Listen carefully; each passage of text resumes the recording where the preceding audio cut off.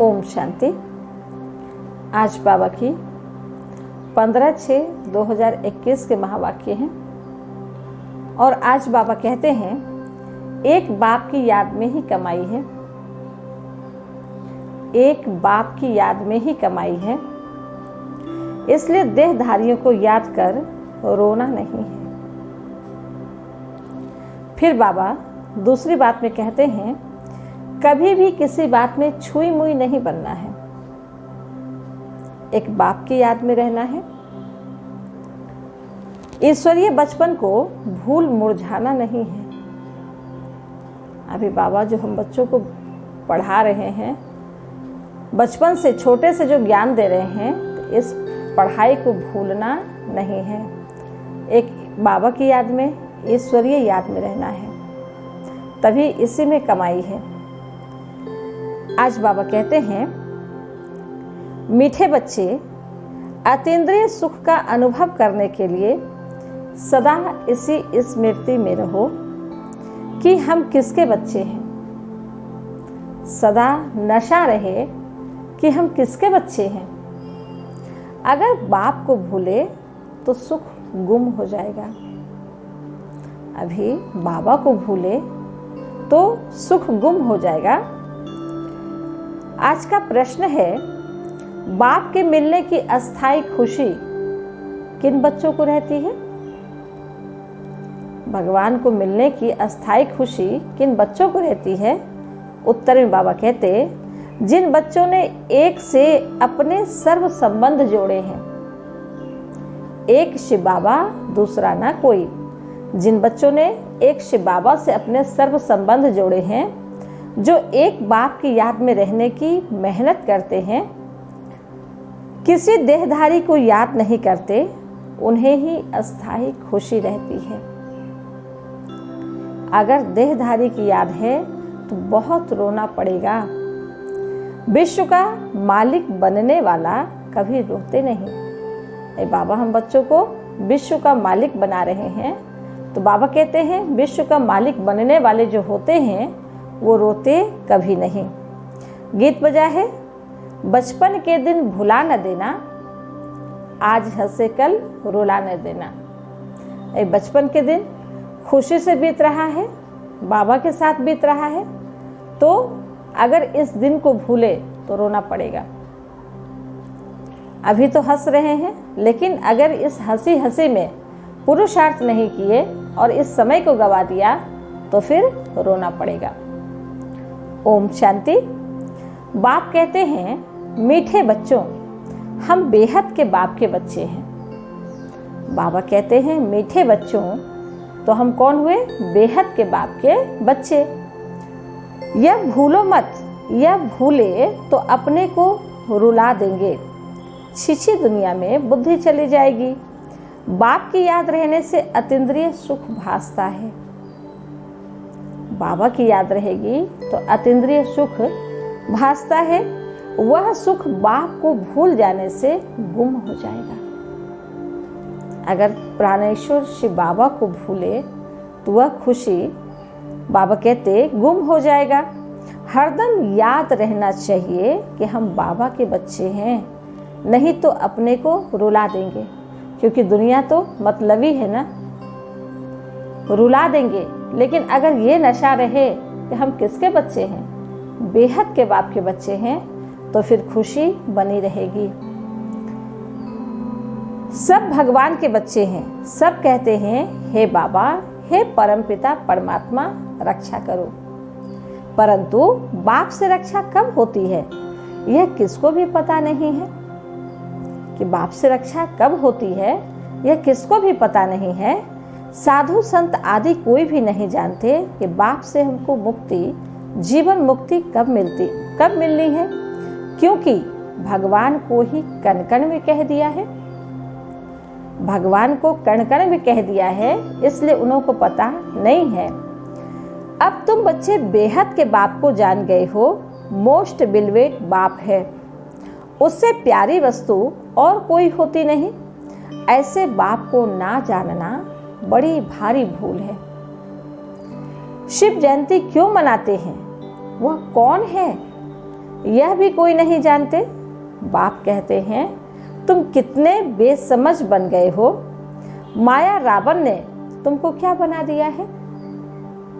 बाबा कितना समझदार बनाए और माया रावण ने कितना बेसमझ बना दिया है।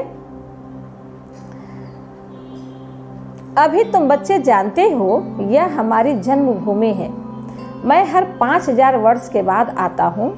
वह फिर कह देते 40,000 वर्ष बाद जब यह कलयुग पूरा होगा तब आएंगे। दुनिया वालों को पता है कभी कलयुग 40,000 वर्ष और रहने वाला है, लेकिन बाबा कहते कि दुनिया अब गई कि तब गई। जो हम बच्चों को पता है, हम संगम युगी ब्राह्मण बच्चों को पता है। चित्र भी दिखाया जाता है त्रिमूर्ति का। त्रिमूर्ति नाम भी रखा है, परंतु 3 मूर्ति ब्रह्मा विष्णु शंकर को नहीं जानते। त्रिमूर्ति नाम रखा है, लेकिन 3 मूर्ति कौन है ये उनको भी नहीं जानते। ब्रह्मा क्या करेगा, ब्रह्मा क्या करके गया और विष्णु शंकर क्या करते हैं, कहाँ रहते हैं, कुछ भी नहीं जानते। बिल्कुल ही घोर अंधियारे में है।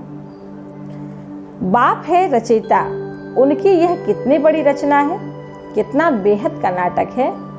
इसमें बेहद के मनुष्य रहते हैं। आज से 5000 वर्ष पहले जब सतयुग था, भारत में जब इन लक्ष्मी नारायण का राज्य था तो और कोई राज नहीं था। बाबा अब बता रहे हैं डिटेल में। भगवती श्री लक्ष्मी भगवान श्री नारायण को कहा जाता है। राम सीता को भी भगवान राम भगवती सीता कहते हैं। अब यह भगवान नारायण भगवती लक्ष्मी कहाँ से आए? यह तो समझने वाली बात है ना कि ये नारायण और लक्ष्मी कहाँ से आए। राज्य करके गए, परंतु उनकी जीवन कहानी तो एक भी नहीं जानते, सिर्फ गाते रहते हैं, हे भगवान दुख हरता सुख करता। परंतु यह किसकी बुद्धि में नहीं आता, वह दुख हरता सुख करता कैसे हैं? कौन सा सुख सबको दिया और कब दिया, ये भी किसी को मालूम नहीं है। और कब सबका दुख हरा, कुछ भी नहीं जानते। तुम बच्चे अभी यहाँ राजयोग सीख रहे हो। अभी संगम पर दुख हरा और सतयुग में सुख दिया, तभी तो उनको भगवान और भगवती कहते हैं ना। अभी भगवान के साथ संगम पर ब्रह्मा बाबा जगदम्बा मम्मा सरस्वती दुख हरते हैं, हम बच्चों का पीड़ा दूर करते हैं। तभी तो वो भगवान और भगवती कहलाए। तुम बच्चे अभी यहाँ राजयोग सीख रहे हो। भगवती लक्ष्मी भगवान नारायण बनने के लिए जानते हैं। भगवती सीता भगवान राम भी बनने का है। 8 जन्म सतयुग में पूरे करके फिर राम सीता के राज्य में आने वाले हैं। 21 जन्म के लिए बेहद की राजाई तुम यहाँ स्थापन कर रहे हो। संगम पर 21 जन्म की राजाई अभी बच्चे यहाँ स्थापन कर रहे हो। 21 जन्म के लिए बेहद की राजाई तुम यहाँ स्थापन कर रहे हो। तुम भगवती भगवान स्वर्ग के मालिक बन रहे हो। स्वर्ग कोई आसमान में नहीं है, यह भी किसको पता नहीं है कि स्वर्ग कहाँ है। कोई शरीर छोड़ता है तो इशारा करते हैं आसमान के तरफ और कहते हैं वो तो स्वर्ग सिधार गए, लेकिन रियल में स्वर्ग कहाँ है ये किन्हीं को मालूम नहीं है। अब बाबा कहते हैं यह भी किसको पता नहीं है, बिल्कुल ही तुच्छ बुद्धि है। कहते हैं फलाना स्वर्ग पधारा, परंतु समझते कुछ भी नहीं है। अच्छा, क्या क्रिश्चियन बौद्ध सब हेवन में जाएंगे? अब एक प्रश्न है, क्या क्रिश्चियन बौद्ध सभी स्वर्ग में जाएंगे? तो अब बाबा इसका आंसर दे रहे हैं, वह बाद में आकर अपना धर्म स्थापन करते हैं तो फिर वह स्वर्ग में कैसे आ सकते? उनका पाठ तो द्वापर से है ना, तो फिर वो स्वर्ग में कैसे आ सकते हैं? वह फिर स्वर्ग में कैसे आ सकते?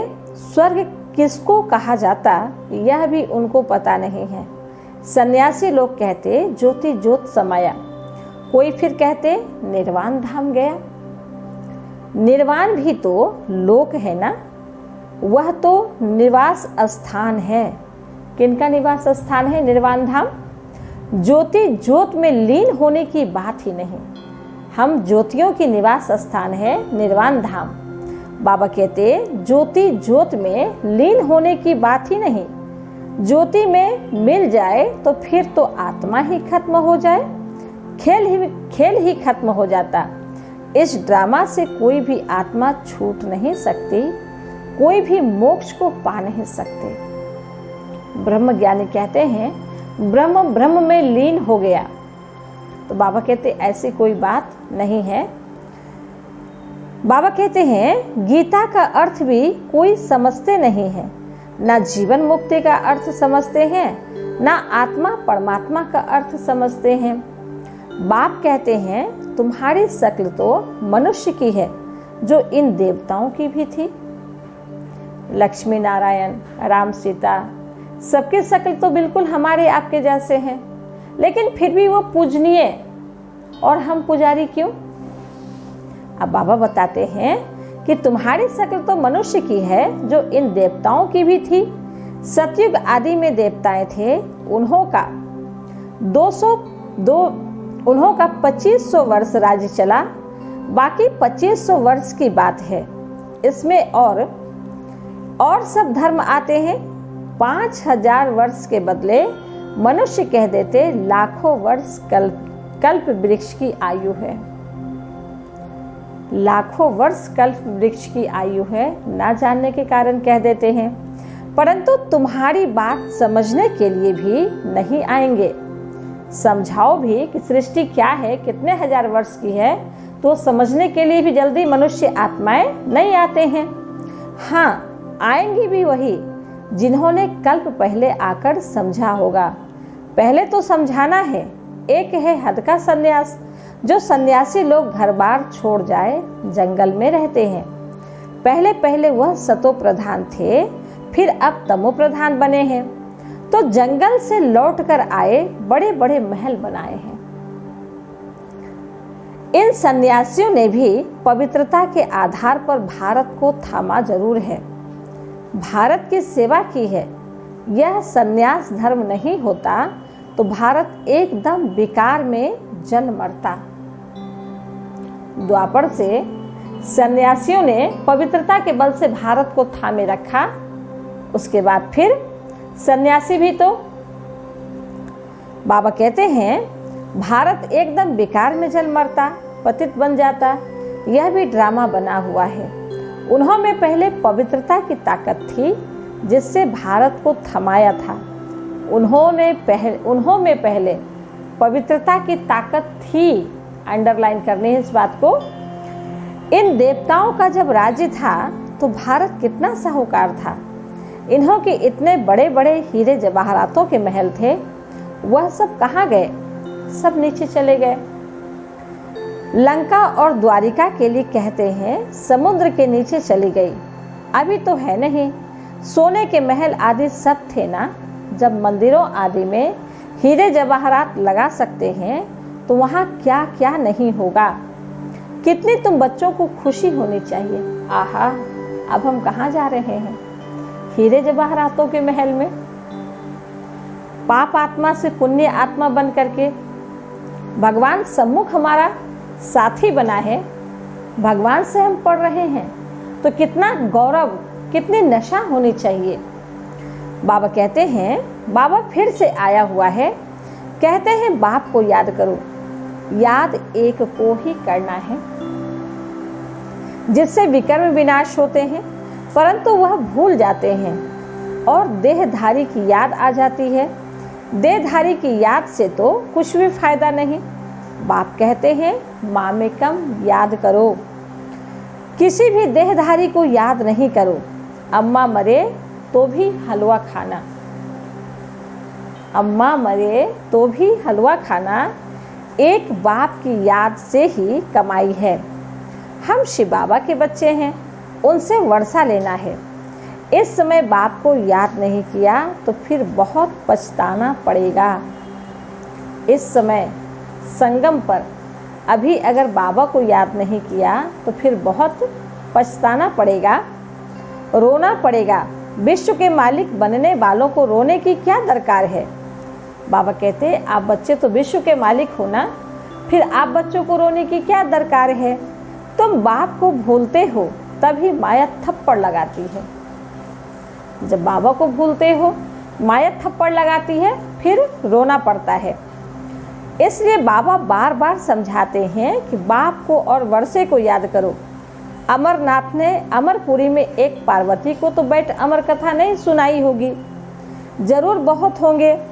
जो भी मनुष्य मात्र है सबको बाप समझाते हैं कि अब पतित मत बनो, यह अंतिम जन्म पवित्र बनो। वहाँ स्वर्ग में कोई विकार नहीं होते। अगर वहाँ भी विकार होता तो फिर स्वर्ग और नरक में फर्क क्या हुआ। देवी देवताओं की महिमा गाते हैं, सर्वगुण संपन्न, 16 कला संपूर्ण, संपूर्ण निर्विकारी, अहिंसा, मर्यादा पुरुषोत्तम, अहिंसा परमो धर्म। बाबा कहते हैं 16 कला संपूर्ण है। भगवान आकर भगवान भगवती ही बनाएंगे, सिवाय भगवान के कोई बना न सके। भगवान तो एक ही है, गाया भी जाता है। भगवान भगवती की राजधानी, यथा राजा रानी तथा प्रजा। प्रजा भी वही होगी, परंतु भगवान भगवती कहा नहीं जाता। प्रजा भी वही होगी, परंतु भगवान भगवती नहीं कहा जाता। इसलिए कहा जाता है आदि सनातन देवी देवता धर्म। यह किसको पता नहीं है। इनकी ब्रह्मा की आत्मा को भी बाप समझाते हैं। एक बाप की, एक दादा की, 2 आत्माएं हैं ना। एक आत्मा 84 जन्म लेती है, दूसरी आत्मा पुनर्जन्म रहित है। बाप कभी पुनर्जन्म नहीं लेते हैं। एक ही बार आकर सारे विश्व को पवित्र बनाने के लिए हमको राजयोग सिखाते हैं। बाप तुमको समझाते हैं मैंने इनमें प्रवेश किया है, यह 84 जन्म भोग आए हैं। मैंने ब्रह्मा के तन में प्रवेश किया है और ब्रह्मा ने 84 जन्म भोग आए हैं। अब इनके बहुत जन्मों का यह अंतिम जन्म है। अब मैं निराकार हूँ तो कैसे आकर बच्चों को राजयोग सिखाऊंगा। प्रेरणा से तो कुछ हो न सके, कृष्ण भगवानु वास्तु हो न सके, वह कैसे आ सकता है। वह तो है ही सतयुग का प्रिंस, 16 कला संपूर्ण। फिर त्रेता में होते हैं 14 कला संपूर्ण। फिर द्वापर में कृष्ण को क्यों ले गए हैं। सतयुग त्रेता में जब कृष्ण आते हैं तो फिर द्वापर में कृष्ण को क्यों ले गए हैं। उनको तो पहले आना चाहिए, कृष्ण को तो पहले आना चाहिए। बाप समझाते हैं पहले बाप को याद करो, नहीं तो माया एकदम थप्पड़ मार देगी। अगर बाबा को याद नहीं किया तो माया एकदम थप्पड़ मार देगी। छुई मुई का एक झाड़ होता है, हाथ लगाओ तो मुरझा जाएगी। एक छुई मुई का पौधा होता है फूल की तरह, तो उसको अगर छुआ जाए तो वो बिल्कुल सिकुड़ जाता है, मुरझा जाता है। तो बाबा कहते हैं तुम्हारा भी ऐसा ही हाल होता है। बाप को याद नहीं किया और खलास। बाप को याद नहीं किया तो अंदर ताकत नहीं भरेगी, और जब ताकत नहीं भरेगी तो कोई कुछ बोला तो तुरंत फूल जाएंगे, खुश हो जाएंगे। कोई बड़ाई की तो, और कोई अगर टांग खींचा, अगर कुछ ऐसी वैसी बातें बोले तो बिल्कुल छुई मुई की तरह सिकुड़ जाएंगे, मुरझा जाएंगे। तो बाबा कहते ऐसा नहीं बनो। बचपन के दिन भुला नहीं देना। बाप को भूले तो कहाँ ना कहाँ चोट लग जाएगी। बाप कहते हैं तुम हमारे बच्चे हो ना, यह शरीर तो विष से पैदा हुआ है, वह इनके लौकिक माँ बाप हैं। यह तो है पारलौकिक बाप, और इनको फिर अलौकिक बाप कहा जाता है। यह हद का था, फिर बेहद का बन गया। पहले हद के थे, फिर बेहद के बन गए। अभी देखो यह लौकिक बच्ची निर्मल शांता बैठी है। बाबा कहते कि अभी देखो लौकिक बच्ची जो ब्रह्मा बाबा की रियल बच्ची थी, तो वो निर्मल शांता बैठी है। यह लौकिक भी है अलौकिक भी है और पारलौकिक भी है। लौकिक में भी बाबा का प्यार लिया, अलौकिक पालना भी ली और फिर पारलौकिक भी है। बाकी शिव बाबा के तो भाई बहन है, बाकी शिव बाबा के तो भाई बहन है नहीं, ना लौकिक ना अलौकिक ना पारलौकिक। कितना फर्क है। एक बाप का बनना मासी का घर नहीं है। ऐसे बाप से संबंध जोड़ना है, टाइम लगता है। ऐसे बाप से संबंध जोड़ना है, टाइम लगता है। शिव बाबा की याद में रहना बड़ी मेहनत है। कई 50 वर्ष से रहने वाले भी सारा दिन शिव बाबा को याद भी नहीं करते।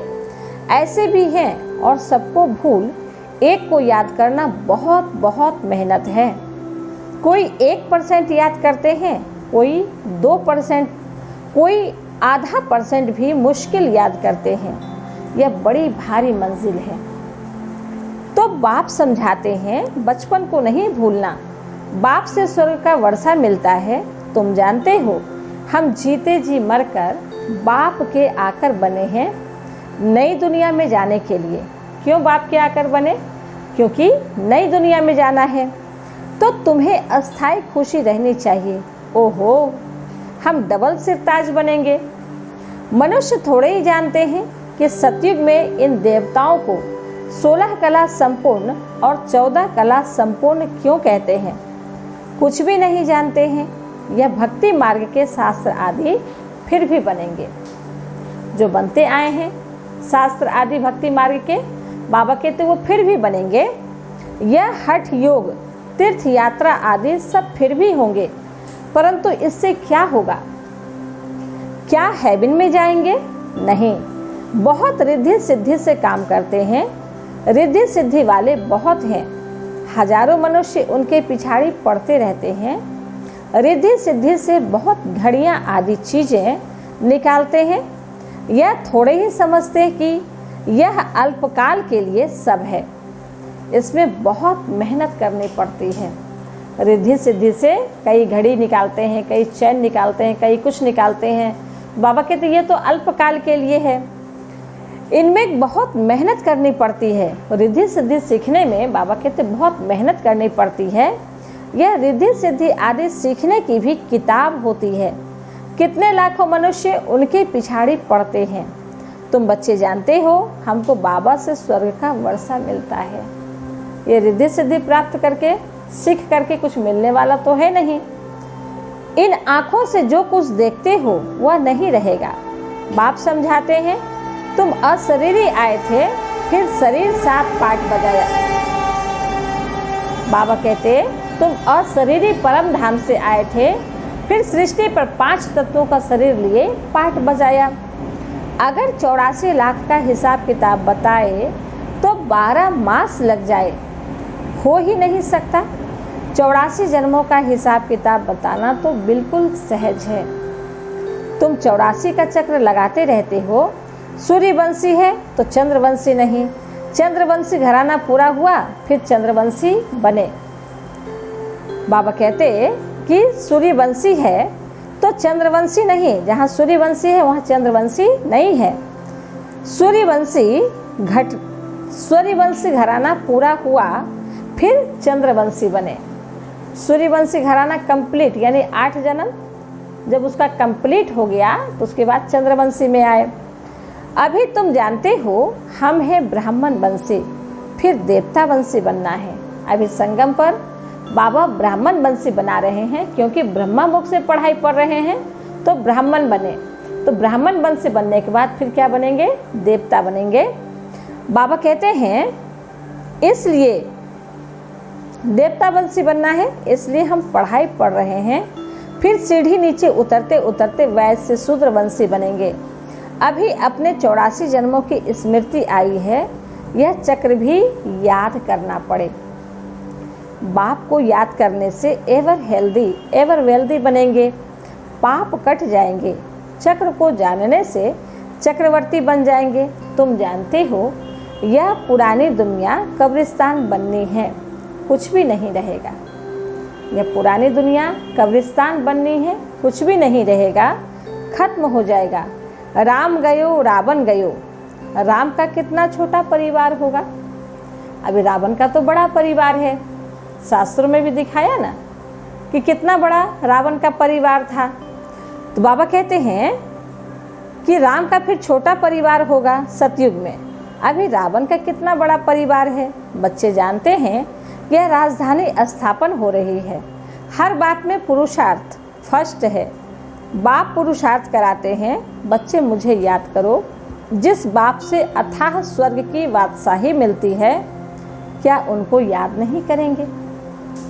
जो बाप अथाह बादशाही देते हैं, बाबा कहते क्या उनको याद नहीं करेंगे? बाप स्मृति दिलाते हैं कि तुम स्वर्ग के मालिक थे, अब फिर से पुरुषार्थ कर स्वर्ग के मालिक बनो। बाबा याद दिला रहे हैं कि बच्चे आप स्वर्ग के मालिक थे, अब फिर से पुरुषार्थ करो और आप फिर से स्वर्ग के मालिक बनो। अच्छा, मीठे मीठे सिकिलधे बच्चों प्रति माता पिता बाप दादा का याद प्यार और गुड मॉर्निंग। रूहानी बाप की रूहानी बच्चों को नमस्ते। हम रूहानी बच्चों की रूहानी माता पिता बाप दादा को याद प्यार गुड मॉर्निंग और नमस्ते नमस्ते नमस्ते। शुक्रिया बाबा, शुक्रिया। अब धारणा के लिए मुख्य सार में बाबा कहते हैं, पहली पॉइंट में अभी भी किसी बात में छुई मुई नहीं बनना है। कभी भी किसी बात में छुई मुई नहीं बनना है। कोई बड़ाई किए तो फूल गए, कोई थोड़ा बड़ाई नहीं किए तो फिर पचक गए, मुरझा गए, ऐसा बिल्कुल भी नहीं बनना है। ईश्वरीय बचपन को भूल मुरझाना नहीं है। अभी हमारा ईश्वरीय बचपन है जहाँ भगवान स्वयं पढ़ा रहे हैं, इसको भूल करके मुरझाना बिल्कुल भी नहीं है। इन आँखों से जो कुछ दिखाई देता है उसे देखते भी नहीं देखना है। दूसरी पॉइंट, एक बाप की याद में ही कमाई है, इसलिए देहधारियों को याद कर रोना नहीं है। बाप और वर्षे को याद कर विश्व की बादशाही लेनी है। वरदान, नॉलेज की लाइट माइट द्वारा कमजोर संस्कारों को समाप्त करने वाले शक्ति संपन्न भव। नॉलेज की लाइट माइट द्वारा कमजोर संस्कारों को समाप्त करने वाले शक्ति संपन्न भव। डिटेल, नॉलेज से अपने कमजोर संस्कारों का मालूम तो पड़ जाता है, और जब उस बात की समझानी मिलती है तो वे संस्कार थोड़े समय के लिए अंदर दब जाते हैं। लेकिन कमजोर संस्कार समाप्त करने के लिए लाइट और माइट के एक्स्ट्रा फोर्स की आवश्यकता है। इसके लिए मास्टर सर्वशक्तिवान, मास्टर नॉलेजफुल के साथ साथ चेकिंग मास्टर बनो। नॉलेज द्वारा स्वयं में शक्ति भरो, मनन शक्ति को बढ़ाओ तो शक्ति संपन्न बन जाएंगे। आज का स्लोगन, जहाँ सर्व प्राप्तियाँ हैं वहाँ प्रसन्नता है। जहाँ सर्व प्राप्तियाँ हैं, एक बाप से सर्व प्राप्तियाँ हैं, तो वहाँ संपन्नता है। अच्छा, ओम शांति।